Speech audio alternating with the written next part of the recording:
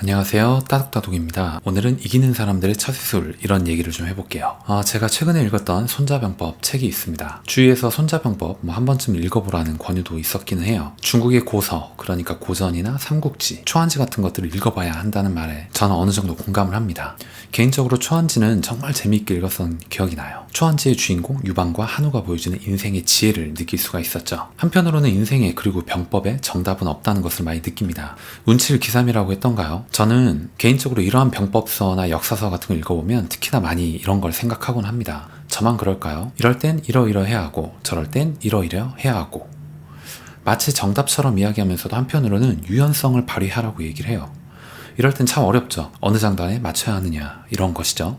오늘은 저한테 많은 변화를 가져다 주었던 이기는 사람들의 처세술, 손자병법을 쉽게 써내려간 책을 하나 소개시켜 드리려고 합니다. 책 이름은 누구나 한 번쯤 읽어야 할 손자병법입니다. 딱 봐도 뭔가 일반인들한테는 쉽게 이해시키기 위해서 각색한 책이라는 느낌이 들죠. 저 또한 그러한 이유로 선택을 했고요. 어려운 책은 저도 싫습니다. 책이란 거는 기본적으로 좀 속도를 내면서 읽어내려가는 맛이 있긴 하거든요. 저는 그 부분을 중시하기도 하고요. 책을 읽을 때 역시나 머릿말 그리고 차례 목차 등을 읽어봐야겠죠. 저는 그 부분을 강력히 추천을 드려요. 그 이유는 바로 책의 전체적인 흐름을 알고 접하는 것, 그리고 모르고 접근하는 것 사이에는 큰 차이가 존재하기 때문입니다. 지피지기면 백전백승, 지피지기면 백전불태라고 했죠.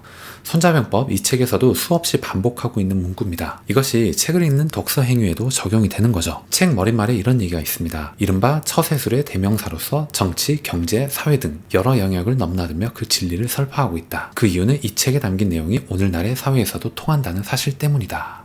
이번에는 책의 내용에 대해서 얘기를 좀 해볼게요. 전쟁에 대해서 얘기한 부분이 있었는데, 전쟁이란 궤도, 즉 속이는 것이라 말하는 부분이었습니다. 속이는 행위에 대해서 평소에 어떻게 생각을 하셨나요? 저는 절대 좋은 행위라고 생각하지는 않습니다. 그럼에도 불구하고 책 손자병법에서는 속이는 것을 잘하라고 얘기를 해요. 어떤 것이 맞을까요? 저를 어렵게 하는 부분이 바로 이런 것들입니다. 정직한 것이 최선이나 남을 속여야 할 때는 속일 줄도 알아야 한다는 거죠. 세상에 정답은 없는 것이라 생각하는 게 바로 이 때문이기도 해요. 책에 이런 문구가 있습니다. 내 능력이 있다 해도 무능한 것처럼 보이고, 군대를 잘 부리면서도 못 부리는 것처럼 하며, 가까운 곳이 보고 싶으면 먼 곳을 보는 척하고, 먼 곳을 보고 싶으면 가까운 곳을 보는 척하여 적을 속여야 한다.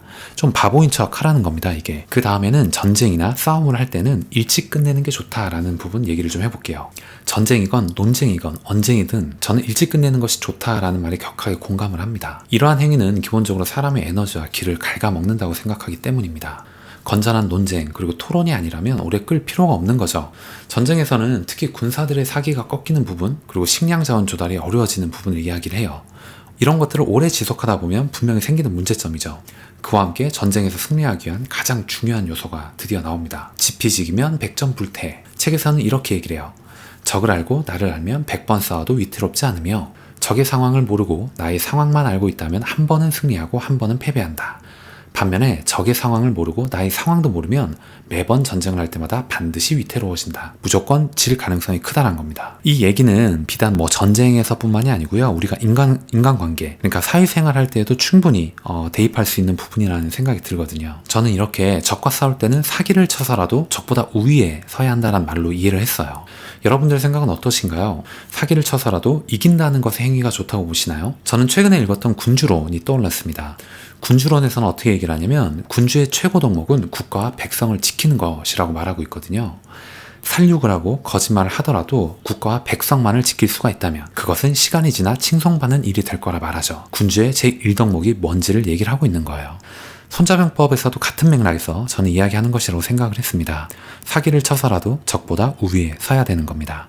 그리고 적과의 전투에서 승리하게 된다면 그 노획물들, 그 전리품들은 병사에게 공평하게 나누어주라고 말하고 있네요. 아무것도 아닌 것 같아도 군주가 만약에 이런 걸로 욕심을 내게 되면 롱런하기 어렵다라는 측면으로 저는 이해했습니다. 저는 개인적으로 손자병법 이 책을 최대한 빠르게 재밌게 읽고자 노력을 많이 했습니다. 읽는 시간은 대략 6일 정도 걸렸던 것 같아요. 긴 시간도 아니고 짧은 시간도 아닌데, 매일 하루 아침 출근 시간, 그리고 점심 식사 이후 시간, 그리고 퇴근 시간 이용해서 총 1시간 30분 정도 꼭 독서를 하려고 노력했습니다. 이건 저희 루틴이기도 해요. 이렇게 하지 않으면 책을 읽을 시간이 없거든요. 간혹 누군가가 묻습니다. 어떻게 그렇게 책을 계속적으로 많이 꾸준히 읽을 수가 있냐고 말이죠. 저는 습관에 대한 부분을 얘기를 하곤 해요. 그리고 일상에서 찾는 짜투리 시간의 소중함을 이야기합니다. 우리는 매일매일 같은 행위를 반복하고 있어요. 그 시간 속에서 짧은 시간은 그저 핸드폰을 보거나 영화를 보거나 SNS, 인스타그램을 스크롤링하면서 시간을 죽여버리곤 합니다. 이 시간을 우리가 어떻게 사용하느냐에 따라서 하루는 달라질 수 있다라고 생각해요. 저는 책을 잘 읽거나 문해력이 좋다거나 똑똑한 사람이 아닙니다. 저는 그저 평범한 일상 속에서 남들보다 조금 더 노력하려고 할 뿐이에요. 남들보다 문장 읽는 속도가 느리기 때문에 더 읽으려고 시간 내고자 하는 것 뿐입니다. 이 젊은 날의 시간들을 허무하게 날려버리게 되면 시간이 지났을 때 얼마나 후회스러울지 지금은 그걸 알기 때문에 그 시간을 만회하기 위해서라도 지금이라도 노력하고자 하는 것 뿐이란 거죠. 오늘은 여기까지 얘기를 하겠습니다.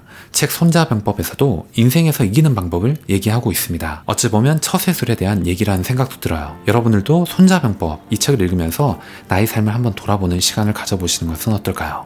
그리고 여러분들의 생각 그리고 의견을 오늘 댓글을 통해서 남겨주시면 되겠습니다.